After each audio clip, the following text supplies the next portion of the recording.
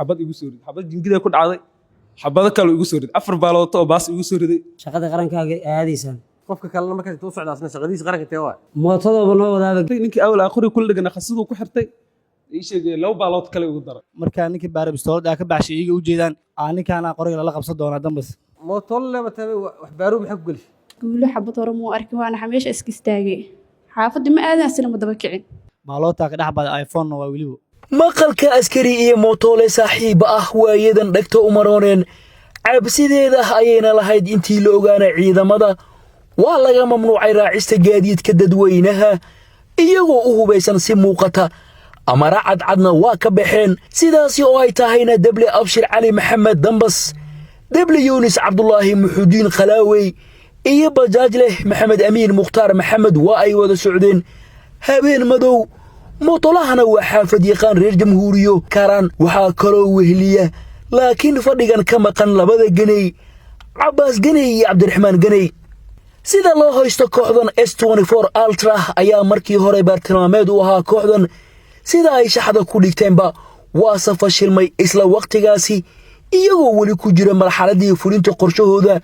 ayuu si lama filaan ah goobta uga soo beegmay dhibane Abdullaahi Iimaan Hilowle iyo dhibane shacab ahaa oo ay wada socdeen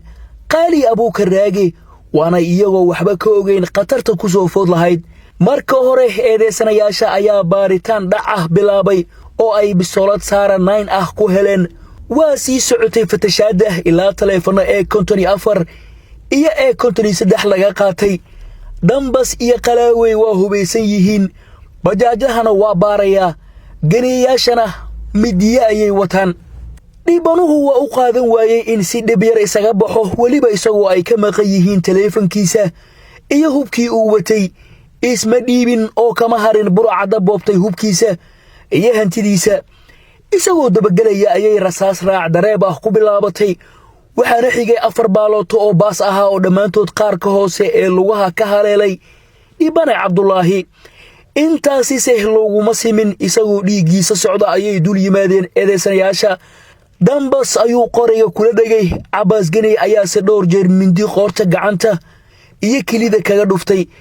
intaasi xitaa looguma ekeen qalaawey ayaa isna markiisa 2 baalooto isdaba jooga hubiyey dhibanaha oo iyagana kaga dhacday simaha dambasna waa ku sii diray xabada kale saddexdan eedeysan ee haddana la jooga dambas qalaawey iyo bajaajle amiin ayuu garsoorku wax ka weydiiyey darafyada uu mid kastaahi ka saaran yahay xaashida eedda xafiiska xirlaalinta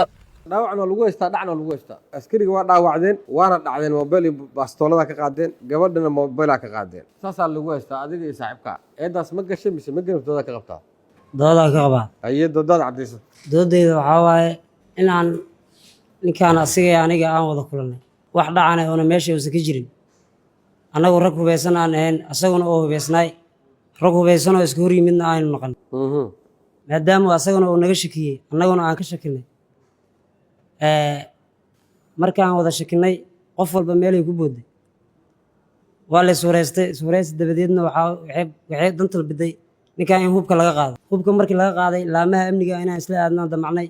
waa ay suurageli weyse laamaha amniga inaan isla aadno markaa damacnay oo hubkiina laga qaaday oo israacitaankeennu oo inaan wada raacno oo go-aankeennu noqday mudane guddoomiye ninkaan odaga anigii qorigii inuu ila qabsado oo damcay markaa inaan israacno aan ugu talagalnay qoriga markuu anigii ila qabsaday qorigii waa taqaanaa sidiisa bannaanba qofka markii lala qabsado wax badan dhibaato badan baa ka imaan karta qoriga markuu ila qabsaday qoriga markuu anigii ila qabsaday qorigii ninkaan yarkaan kaloo ila socday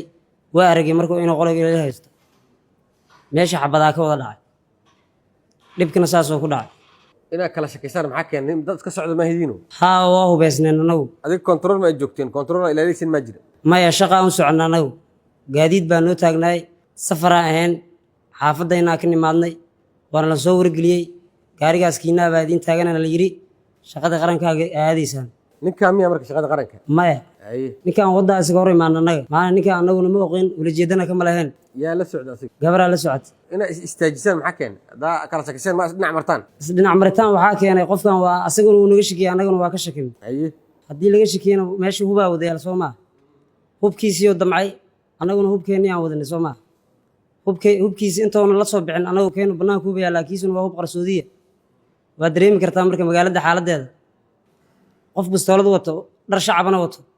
wax walbaa ka malaysan kartaa waa garataa malina marka intuusan la soo bixin baa hubkii laga qaaday jagboontii noogu dhawaaya inaan isla gaarnaan doonnay waa suurogeli weysay qorigii aniga aan watay oo ila qabsaday baskooladda markaa ka qaadeen kadib asagoo wax dhibaato aan la gaarsiinaa biskooladda laga qaado oo caafimaad qaba moobeelka asagana cid moobeel ka qaada malad mudale gabarta moobeelkeedana gabadhana cid moobeel ka qaado ilaahay abuurta ma jirto dhacaan usoo baxnaa la dhahoya dhac annagu inaan wax dhacno diyaaro maahan mar weliba annagu inaan wax dhacno diyaaro maanan ahayn haddaa wax dhaceynana hantida qaranka wax kuma dhec lahayn waa garataa maleyna annagu sideena bannaanba qofka bini'aadanka horta in la dhaca ma bannaano laakiin isku dhac bini'aadan wuu imaadaa meesha waxaa ka dhacayna waa ka hadla aniga sida xaqiiqada riboodka waxaa ku qortay inaad dhac rabtay dhac kuma aanan qorin waa wax laysaga qoro cidda allaale cidda qoranaysa isaga qorto cabdiraxmaan geni muxuu ahaa cabdiraxmaan geney waa nin macnaha meesha laga sheegaayo aan wax shaqaana ku lahayn waxaan idinkooda ka tirsan yahay maya ururkiin aniga ninkan yoonisa meel iskala tirsan yoonis tali unug miya taliya unug mar ahaa jira laakiin hadda ma ahayn saddexdiina waa wada hubaysantiin miya maya labaa hubaysan laba ciidamada ka tirsan haa qofka kalena markaas intuu socda asna shaqadiisa qaranka intee waa mootadooba noo wadaaba gaadiidka yarka nagu waday oo gaariga noo gey raba waa fekon ma wetiin maya mooto bajaaj marka isla qabsato qoriga haa xabadda keligiisa ku dhacday miya kaadi kuguma dhicin qoriga qofka afka ka haysta iyo qofka gadaal ka haysta xabadda iyo ku dhacaysaa mudal xabadda adig kaa dhacday miya saaxiibkaa ka dhacday xabadda waa naga wada dhacdaba meeqa xabadaa ku dhacday ninkaas wallaahi ma la qiyaasi karo dhowr xabadaa ka dhacda aan ku leeyahy labada qoreba xabadda ku dhaawacmaya ridi marka adigaa mise saaxiibkaa waa wada dhaceenba labada qore ay ka wada dhaceen xabadaha markaas kabacdi oo dhaawiciisa la arkay mootaa saarnay annaguna markaasaa noogu wardambeeyey kadib see wax u dhaceen ninka hadduu dhaawacmay maxaa dhacay ninka hadduu dhaawacmay mootaa meesha ka saarnay oo yar kale oo mootoolaa mootoo wata teenna annagu bacaadayba ku jirtaba yaa idin xidhay markii idin aqoonsaday yarkan kale oo mootoolaha annaga mootada noo waday aa la qabtaa la aqoonsaday mootadiisaa meesha aa tiili mooto kaleana dhaawacii lagu qaado habeen miya maalin horta wax habeenay ahayd u dhiib saaxiibkaa hadalkiisa waa maqlaysa maho aad iyo aad see wax u jiraan mudana guddoomiye aniga arrintaas ma gelin adiga ma gelin aye aniga ujeedadeeda aniga macnaha markii hore xaafad aniga abaanduulkayga kasoo tegay ururka markaa kasoo baxayana gaari cabdibilaaho dhishika laga soo saaraya madaxtooye aa lay dhahay gaarigaasi uu kaasoo hormarin buulo maaxay u deganaasay hubkayga waxaa kasoo qaatay isgoyska sanco xaafad ku taalo wiilaa saaxiibanahna uu leeyahay xaafaddii markaan hubka kasoo qaatay mooto hore iisii dhawey kasoo qaatay kasoo qabsaday isgoyska fagaxay ugu dejisay isgoyska fagax haddana dambas oo isku ururnaanay ka aqoonsada mootada qof kale oo is aqoonina ma jirto mootadii hore u raacay isii dhawey hore ugu sii raacay falkana saasoo ku dhacay walaxa aniga geystana ma ahayn meesha markii waxa xabada ay ka dhacayeen meelaan jooga falka intuu ka dhacay falka wuxuu ka dhacay jamhuuriyo caligeed waa la socotaa saaxiibadahan ku dhacayn maho markii mootadan aan ka degtay meelaa cabaar wada fadhiisanay kasoo laabadkii mootada inaan xarifaantaan ani macnaa aan kasoo tagay oo socod kusii daraan rabay oo falkan dhacay markaasna aniga inaan baxar ku jiro daa arkay horaa uga socday sababtoo waxaa kusoo tashtameen askari hubaysan dareeskiisa wixiisa wataan ahay howlgalna u socdo shaqadiisa qaranka gudoy rabo marka la murmaayo oo ninka biskoolada laga xoogaayo moobeelada laga qaadayo adi ma taagnin ma joogin meeshaas ma taagnayn see kusii ordaya marka maxaa goormay ogaato waxa inay dhacayaan marka mama joogtid dambasaa isoo waca aniga anoo xaafadda abaanduulkayga jooga saasaa wax u jiraan dhahay aniga meesha shaqo ku meliyaan dhahay waana ka socday toosaa furun marka waxaa socda miya labadoodaa socdeen aniga mootada markaa la raacayay waxaan aniga ku talagala ma ahayn hore isii dhaweeya saxaabka wiil aan isnaqaano isku urunano ahay horaa ula sii raacay sii dhaweey mootada lee ku mootada raacda waxaa wada maxamed miya maxamed aawed maxamed u dhiib see wax u jiraan mudana guddoomiye aniga waa laysoo kiriistay yaa ku kiriistay yarkan dambas lalaa soo kiriistay isgoyska fagacaas ku aragnay wuxuu yidhi nin waxaa wacsiraa rabaa inaa geyso oo baabuurta saadkaa ka raaci rabaa sidaan ku soo qaaday yarkan kaloo hubaysan isagana meeshuu taagnay mootadii soo wada raacay markaan cabaar wada soconay adiga muddo 3 saac habeenimo ahayd abaara 3 saac jamhuuriya maraan marayno oo kiiskan dhacay marka yarkan hubaysana iska hor yimideen marka mootadiina meesha bacaad waay meeshaan mareen iyo maraa isku haysana markaan iyaga yarkaan oo lagu eeyayo gabarra socotaa meesha soo maray marka iyagaa murmeen marka dambaska iyo waxaa murmaya ninkan bistoolada wato marka way kala shakiyeen ninka shaatiga kor u qaadaa lalaay shaatiga kor u qaad hubaa ka soo baxay aniga qoryaa lagu qabtay ninka inaa beeraa damcay oo qori bistoolada ka qaado yaa kugu qabaay yarkaan ila socda aniga dambaska yarkaan baar waa marka iyaga uma dhawaa karaan aniga waa baaray markaa ninkii baara bistoolad aa ka baxshay iyaga u jeedaan waxay damceen in laamaha amniga ay ku wareejiyaan iyagoo sidii ku heshiiyey ninkaana qoriga lala qabsan doonaa dambas markii qoriga lala qabsaday anigii meeshaa taaganahay qoriga xabadaad ee ka dhaceen aniga waasasay nafteeda la baxsaday marka labada qorina xabado waa ka dhaceen laakiin ninkaasaa ku dhufta ma dhihi kari ninka la dhahayo ilka cas waa idinla socdaa markaas labadooda waa isla soconaabo saddexaatiin saddexdeenaan ah mootool laba taabay wax baaruub maxaa ku gelishay aniga nafteyda badbaasay mudana gudoomiye oo kiiskan waxa la kulay ama deegaankayga waay yaa kugu haysta naftaada nafteyda meesha doo hub soo galay oo agab yaallo naftaada waa badbaadsiyey ninkana nin hubeysan waa habeen madow 3 saac habeenimo waay ninkii inuu bistoolada day arkeen nimanka waa ka shakiyeen shaatiga kor u qaado waa iyagu uma dhawaa karaan hubay wataan labadoodii aniga marka baar leedhaa ninkii oo nafteyda ku badbaadsay gabarta mobilka markaa ka qaadaysana mobil ma ka qaadino wax gabar telefoon laga qaadana ma jirto ninkan wax telefoon laga qaadana ma jirto telefonkiisana waa laga qaaday isigaa laga qaaday dhibanaha baaloota ka dhex baday iPhone waa waliba xabada ku dhacday miya telefonkiisa ku dhaawacmo marka bistoolada ka baxay telefoonka jeebkiisa ku jira mana ka taaban aniga ilaahay loog ma arkeenni ma telefoonka waa buu jeedaa ama ka taaban baan faraan shaqo ku maliyo waan habeen madow waay telefoon dhacoona ma soo bixin meesha deegaankayga waana ku dhashtay bielna uu shaqeeyaa mootona uu shaqeeyaa meeshan xaasa ku qabaa habeen kasta qaadi jirtay raggan aday ma qaadi habeenkaas ay ugu horeysaba isiga qaadayo ilaahana wada kulmeen habeenkaas qaadayo isiga iyo fariis dhibanuhu waxaa gaaray dhaawacyo aad u culus oo burburiyey kala goyska sinta iyo lugta bidix iyo qaybo kale oo muhiim ah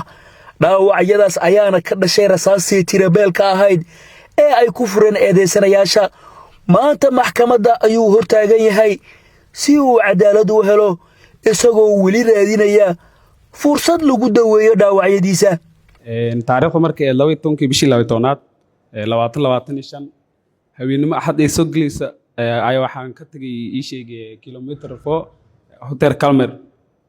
gabar ay la socotay waxaan aadnay ii sheegay Kaaraan markaa tan jamhuuriya moota ka digni moota anta ka qaatay kadib waxaa reey moota inaa ii sheegay ku geeyo ku soo laab mootadii ka digay mootada meel ay noo taagneed gabadha guriga geenay markuu ii sheegay ku dhaweynay anoo gabadhu wada gadaashii socotay ii sheegay waxa iga hor imaaday cunug ordaayo oo ii sheegay tuuga ilaa markiis jaanis ba ma helin ragii goolada ka soo baxeen oo guriga gabadh agto 4 qof ayaa ragii iga hor imaaday 2 qof qoriyay wateen 2na ii sheegay saaxiiboolay ah ninka ugu horeeyay oo qoriga watay wuxuu dhahay telefoonka isku dilin telefoonka anaa ku hadlay telefoonka dhigta ku hay telefoonka isku dilin oo dhahay kadib qoriga ii sheegay qorti gadaal iga saaray telefonkii waa siiyey nin kale oo saaxiiboolay wuxuu dhahay ninkan beer wuu baaray wuxuu iga qaaday bistoolada watay wuu iga qaaday kadib bistoolada markuu iga qaatay ii sheegay gabadhii oo gadaashii socotay gadaashii taagneeda waxay ka qaateen ii sheegay boorsi iyo telefoon ay kadib ani waxaan dhahay raggan way iga soo tageen 10 talaab amar ayagoo ii jiraan waxaan dhahay gabadh guri iska gal ani raggan ii sheegay dawakaca ii sheegay waxay iga qaadeen xub waay dad shacab bas waxa ku geysan karaan ama saakin waxaan dhahay ii sheegay adiga guri iska gal waa soo dawakacay raggan ii sheegay anoo daw socdo ii sheegay mid kamid ah oo qori wato raggan moota meel u taagneed marka mootadii uu kici weysay ninkaana ii sheegay u dambeeyay ii sheegay xabad igu soo riday xabad jingida ku dhacday xabado kale igu soo riday 4 baalooto oo baas igu soo riday gudaha iga dhaceen 2 boodooda ii sheegay xabadaha iga dhaceen kadib ninkaan ani qoriga kula dhigay xabadii waa adkeysan waayay qoriga la qabsaday qori markaa la qabsaday xabadii ii sheegay asaga riishidu gacanta ku hay qoriga ani qori dhuntahay qorigan qortu ugu jira kadib ii sheegay xabadii markay ka ii sheegay ninkaan ay ka dhamaadeen qoriga xabadaha asoo gacanta kula jiro ani qori koro u hay marka xabadii asoo ii sheegay ana soo qori isla haysan ii sheegay waxay ka dhamaadeen rasaas kadib ninkaan qori markaas nin kale toori watay ay soo aad 3 meelood toori iga dhuftay kadib qoriga ugu furqay ninkaan soo qori ku dhagan oo ishii asna qoriga haysto ii sheegay nin kale oo la socday oo qori watay 2 baalood igu dhintay kadib santa waxa iga gaareen dhulka ku dhacay ninkan kadib qoriga khasadu ku xirtay ninkii awla qoriga kula dhigana khasadu ku xirtay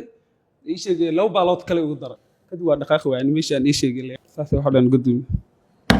markii mobilka iyo baaskoolada laga qaaday qoriga mid la qabsata ma yaadi kadib waxa ka horeeyay xabada 4 baalood ka horeeyay 5 baalood mid kamid aniga uma jingida ku dhacday guri jingida ku dhacday 4 kamid boodaha iga dhacday mad ilaahay markiis meel kama jabin ii sheegay 4 baalood muruqahay meelahan boodaha iga dhaceen wax meel ma jibin kadib xabadii waa adkeysay ninkan qoriga kulay uu ii dhawaa ay dham rig dham ii sheegay meel dheer ma taagna ay dham fileena ku jireen ninkan qoriga la qabsay markaa xabadii waa adkeysay waa kadib qoriga markaa aan qabsay xabadii ii sheegay qasadii ka faartay ninkan kale oo asal la socdaa ii sheegay waxa iga fujiyay marka nin kale oo toori wata ka horeeyay tooreedii ii sheegay 3 meelood iga dhuftay kadib uu iga tagay nin kala soo haray oo ii sheegay ase qori wad qaas iga fuji laba baalood inta way jabtay xaniyaha mid kamid way maqan tahay mid kale ii sheegay waxa waay gabadha gurigeeda markaas lagu dhuciyaa miyaa horteeda gabadha guri hortooda waa ragga maadan kala aqoonsan karin markaas waa kala aqoonsan karaa ninka qori aan la haystay iyo nin kale waa aqoonsan laba qof oo qoriyaha wada ayaga ugu suuray midka dhexda ku jira qoriga la qabsana midka dhexda ku jira kale ii sheegay ninka oo geeska xigana waa ninka kale qoriga wada biskoolada iga qaaday gees ninka baar markii la ninka biskoolada iga qaatay waa meesha meel iftiin ahayd miyaa meel iftiin ahayd laakiin ii sheegay ma si xasuustaan gudoomiye dhibaatada ku gaartay markii laga soo tago waxa laga qaatay mudane gudoomiye aan laba telefoon watay telefoon had uu yaala ii sheegay waxa ku wareejiyay baaris telefoon ayaga qaateen telefoon ii sheegay asodon iyo afar ayaga iga qaateen goodin telefoon ay ka sii qaateen kadib telefoonka iPhone-ka markii ninka dhameestiray oo khasnada labaad oo qori ku xirtay jeebkay ku jiray ii sheegay markaas xabad ku dhacay laba baalood ku dhacay adiga dhibaatada ku gaartay marka caafimaadkaaga santa waxa iga gaaray ii sheegay waal inta waxa dalka dibadiisa aaday masar aaday ii sheegay santa waxa laga qaway xagga aaday santa hagaajinayna santa hagaajin santa sariimiga la geliyay 25 sano kadib waa la bedelay sariimiga la geliyay ii sheegay bire geliyay maxkamad waxa ka dalbanaya marka waxa ka codsanaysa maxkamad waxa ka dalbanaya ii sheegay in cadaalad helo aad u maasanta qaali abuukar raage waa dhibano kale oo iyana laga qaatay boorsadeedii gacanta iyo taleefan lana socotay habeenkii weerarka uu dhacayay Cabdullaahi qaali dada wala isdacwiyay meeshan nina dhaawacmay wax waa la dhacay leeyahay adiga in wax dhibanata wax laga dhaca qoran see wax u dhicin marka maalintaas habeenkaas nooga sheekay balse wax u dhicin habeenkaas anagoo magaalada ka imaano mooto saaray nimanka naga hor imaadeen anagoo mootada ka degno mootada iyo xoogaa xaafadeedii mooto inta kale bacaadi aheede oo ku sii dhaweynaa u dhahay nimankaan aday 4 nin camal ay 4 nin ay haayeen camal ma ahaan way naga hor imaadeen aninka 4 nin tuugaamis dhaheenin labada nin qoragay ku hugsanaadeen labada nin caadi ahaayeen markii naga hor imaadeen xoogaa la sinmeen ee gadaal naga qabteen istaagan dhahay qorag ku qabtaan qorag lagu maqan wiilka qorag lagu qabtay markii qorag lagu qabtay mobilada naga qaateen ani meeshada iska istaagay asaa dhahay oo daba kacaadi xaafadaad iska aadso ani xaafadii ma aad meesha anoo taagan bal 2 daqiiqo 1 daqiiqo xataa iyadoo u dhaxaynin xabada bilowdeen dadkaani markii wiil xabad hore muu arkin waana meesha iska istaagay xaafadii ma aadan asina ma daba kicin waxa dhahay laakiin qof disho ma sheegi kariyaan xabada ku dhifatay xoogaa ay jireen ma arki karin adiga wax ma laga qaaday ani mobilkayga boorsadeedii iga qaateen boorsada kugu jira caadi shopping naga boorsada ugu jira lay ugu jireen mobilka marka laga qaatay noocee waa Samsung waa ka shakinay maxay ku leeyihiin markay wax ka qaadayaan mobilada isku dilina iska soo dhiiba ay dhaheen mobilada waa dhiiba laakiin pistooladeeda la dhaafo dhahay ma u dhaafin pistooladii ka qaateen madaxay ugu dhifteen asay kala gimaan laakiin ma lay taawanin markaas markii gurigeyga ku muuqdo ma guriga iridiisa joogaba wax yar la inta ada camal oo jiriyay yarka uu soo dhaweeyay markaas kadib asaa daba kacay dhinacoodu aadamaya meesha aadana fiiriya oo dhahay oo daba kacay saanta uu si daba kacay xabaday ku bilaabeen adoo ka daba jeestay ee xabada ku bilaabeen ana marka laba xabad bisa arkay inay ku dhaceen kalmashii kareen xabada holaceeda la arkay habeenkii xabada dhacayso holac ma bixiso laba xabadood holacayso la arkaani wax kale ma arkin hadda adiga waxa ka maqan shoppingkaaga iyo mobilkaaga waa dhibanaha midiya halkaas looga dhiftay jeegada ilaa ninka Cabdiraxmaan Ganay ay leeyihiin oo marna qareen u yihiin marna ay leeyihiin waxa oo waa nala socday ayaa midi haystay halkaas ayuuna uga dhiftay waa mootadii ay ku qaraabanayeen oo na waday eedaysanaha saddexaad Amiin waana calaamada kaliya ee sababtay in isaga la soo qabto ayaga dhamaantoodna la soo qabto xogtana la helo mootadii sababtay oo raadkii laga reebay waa taas nambarkeeda maadaama ay kira aheeday oo dad kale ay lahaayeen isaguna oo u gambaday dadkaas waxaa dadkoodii lagu siiyey damaanad maxkamaddu hadday u baahantana waa la keeni karaa halkaa ninkay Cabdiraxmaan Ganay ku sheegeen waa ninkaas oo fakad ah halkaan waa nin asna maqana ah oo Cabbaas Ganay lagu magacaabo ninkan shacabaa lagu sheegay halkaan waa dhibanihii oo halkaas la yaala dhibaatadii ay u geysteen labadan eedaysano maxkamadda hortaaga waa dhibanihii qaliinkii koowaad ku socda waxa waaye lafi ay baabi'iyeen waa sinihiisii oo la soo sawiray sintaas dhinacaas xigta lafta dhinacaas xigta waa maqan tahay inta waxa waaye dukumiintiga oo caafimaadka waaye medical report oo soo saaray isbitaalkii la geeyey oo Masar macluumaadka dhibanaha waa hubkii ay lahaayeen ayna dhibaatadan ku geysteen halkan waa telefoonkii ay xabadda kula dhifteen jeebkiisa halkan waa goobtii ay ugu tageen maxkamaddu waa mahadsan tahay baraha taliska sahanka iyo sirdoonka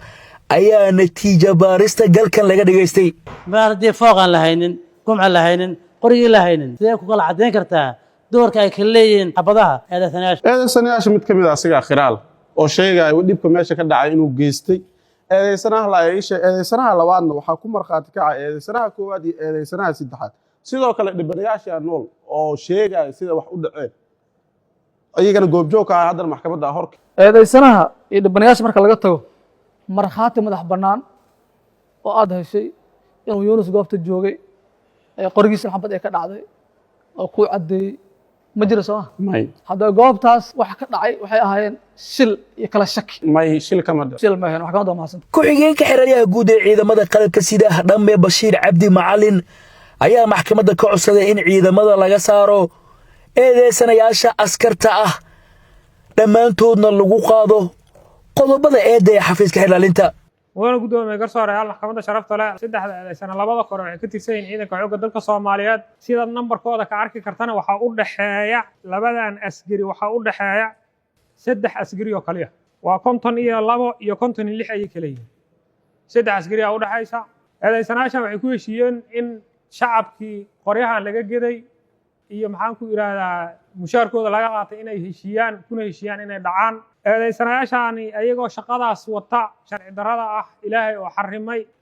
waxay geysteen waxay ku xadgudbeen qodobada aan ku soo eedaynay 484 faqradii saddexaad 440 faqradii saddexaad iyo 491 iyo aayadda 3 suuratu Maa'ida oo ka hadlaysa muxaaribiinta ama dadka dhaca. mudane gudoomiye garsoorayaal waxaan maxkamadda hor keenay qiraalkoodii waxaan maxkamadda hor keenay iyagoo isku markhaati furaya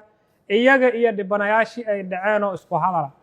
wuxuuna nooc caddaynayaa ogolaanayaa qodobka 199 xeerka habka ciqaabta Soomaaliyeed in eedeysanayaasha haddii wax lagu kaaban la helo ay isku markhaati furaan wax lagu kabana la helayo inay maxkamadda ku xukumi karto. sidoo kale waxay bixiyeen qiraal waafaqsan 68 iyagoo cid qasbaysa aysan jirin waxay yireen farqabadan ku dhifan iyagoo ku faanay laba farqabad saddex farqabadan ku dhifan wax uu ka qabanay aysan jirin ay u dilaayeen xoolihiisa hantidiisa gaarka hantidiisa xaqiisa oo ku dilaayeen. maadaama intaas aan keenna maadaama dhibaniya aan keenna maadaama aan soo bandhignay wixii ka gaaray dhibanaha koowaad maadaama dhibanayaashii wixii laga qaatay ay sheegaan ayaguna ay qiraal u yihiin qiraal 68 waafaqsan ay u yihiin haddaba waxaan maxkamadda ka codsanaynaa annagoo soo koobayna codsigayna maadaama ay qiraal yihiin inay ku heshiiyeen in ay dhac geystaan isku raacsanaayeen maadaama ay arrinkaas qalbiyan ay ugu heshiiyeen ficliyan ay u sameeyeen aynana jirin eedeysanaha wax ka xariman waxaan maxkamadda si xushmad iyo qadirin kaga codsanayaa marka ugu horeysa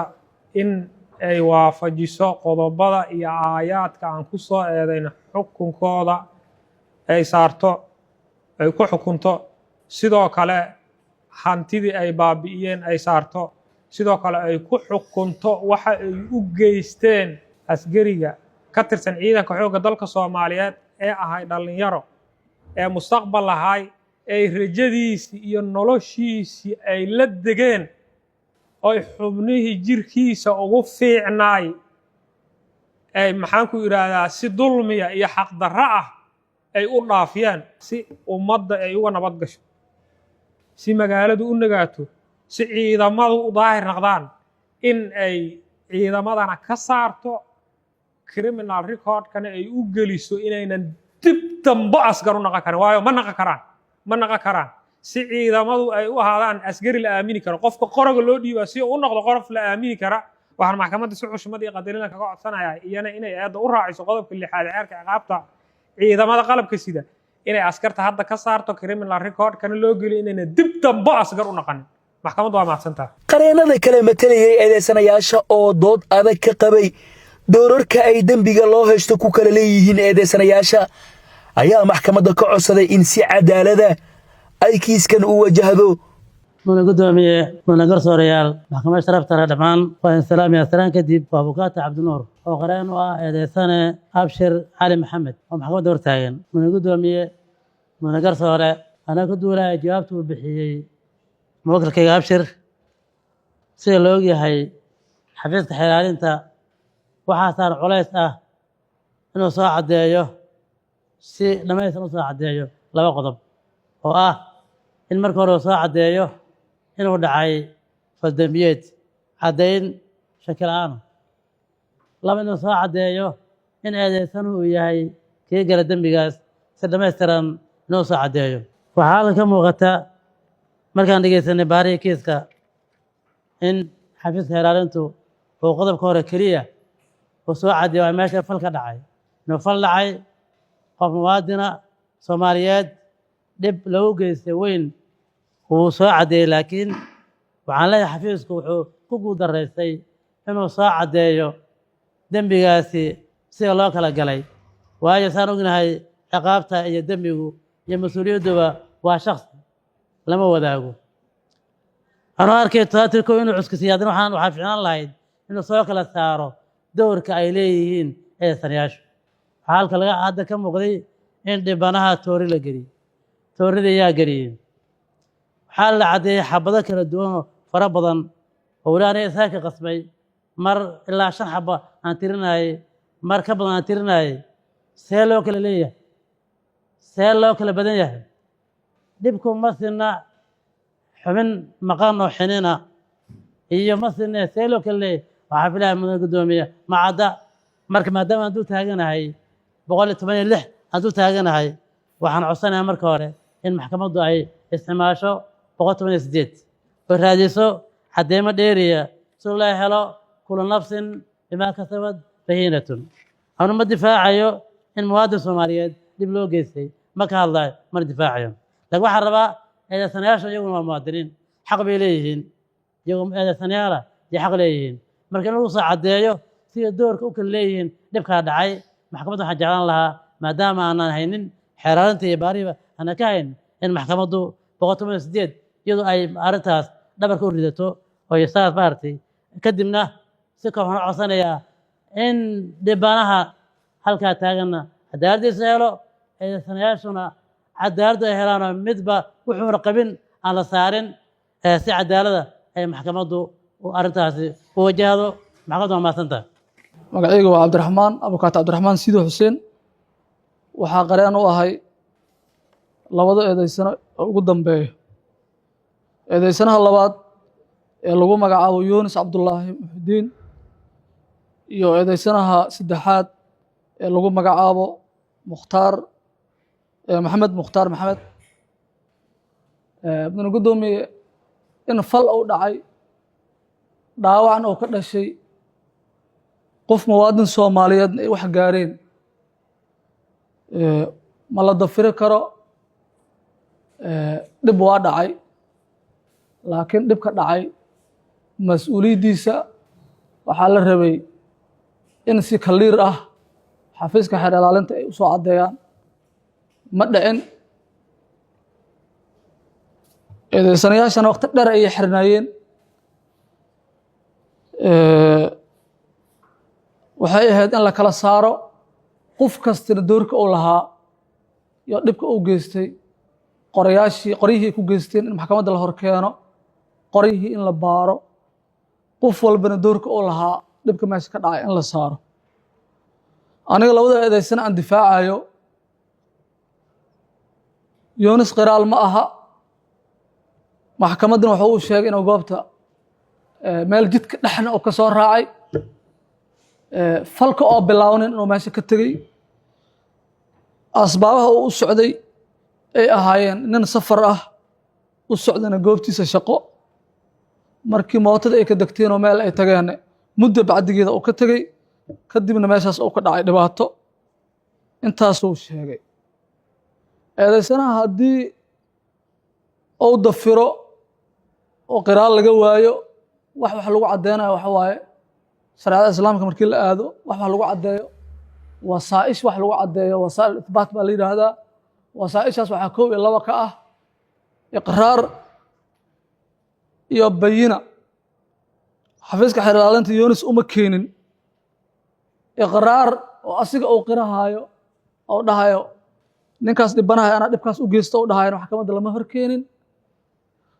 bayino oo caddeynayso kitaabka jaamaca ku dhaarinayso dhehayso ninka la yidhaahdo maxaa la dhahaa yunis laba xabadou riday 3 xabou ku dhuftay aniga arkay aniga maxaa la dhahay altay qiyaamaha li weydinaa intaasna lama keenin xafiiska xeer ilaalinta waa xafiiska dambe oogista waaye waxaa la rabaa maxkamadda waxay horkeenaan si waafaqsan qodobka 63aad wax kaliir ah oo cad in maxkamadda ay horkeenaan kiis iskaal badan leh aanan marqaati lahaynin aan qorihii xabadaha ka dhacay aan la soo baarin in maxkamadda la horkeeno oo eedeysan yihiin maxaa dhibanihii maxkamadda la keeno oo lagu baar laxaw sidoo la dhaho saasaa loo geystay xaniintaasaa laga yeelay kana la yeel dhammaanteen macnaha waa ka xumaanayna waxa gaaray walaalkayna war hal kama nihin laakiin waxay ahayd xafiiska xeer ilaalinta doorkiisa inuu qaato waxa meesha ka dhacay iyo dadka geysta in si kaliir maxkamadda horteeda lagu cadeeyo CC camera lama keenin oo wixii duubays wax meesha ka dhacan lama keenin markhaatiyaal madax bannaan maxkamadda lama horkeenin meesha waxaa lagu soo qoray eed waxaa la sheegay in meesha dhac uu ka socday dadka aan difaacin maxkamadda horteeda way ka hadleen wayn isdifaaceen waxay sheegeen in shil uu dhacay in layska hor imaaday ninkaasna dhar shacab oo watay bistooladna oo watay bistooladii in laga qaadana la rabay bistooladii laga qaaday si nabad in looga qaaday kadibna uu soo laabtay oo dagaal meeshii uu ka dhacay dagaalkiina xabada ay dhaceenoo xabadihiina maanta aysan kala caddayn qofka geystay qofka hal xaba riday kii 3 riday kii 4 riday kii xabadiisa ay ku dhacday kii xabadiisa ay dhinac martay intuu maxkamadda horteeda ma laga caddayn waxaa meesha lagu soo qoray 484 oo ah dhac iyo 440 oo ayadana ah dhaawac culus oo aan aragna maxkamadda horteeda laga sheegay hadda waxaan rabnaa si abukaati iga horreeyay oo u sheegay in kiiskan baaristiisa dib loo celiyo maxaa yeelay aniga labada eedeysan aan difaacayo mid qiraalna ma aha midna xabad ma ridin wuxuu qiraal ka yahay inuu socday in la soo kireystay in asigii abshir aqoon isku lahaayeen inuu soo qaaday in goobta uu keenay asiga xataa in la handaday la dhahay bistoolada kasoo ninkaan ka saardi kale waa lagu dilaa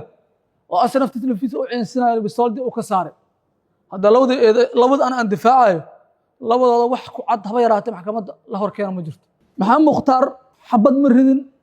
qofna ma dhaawicin wax uu ku eedeysay keliya wax waaye labada anqafadaa qaaday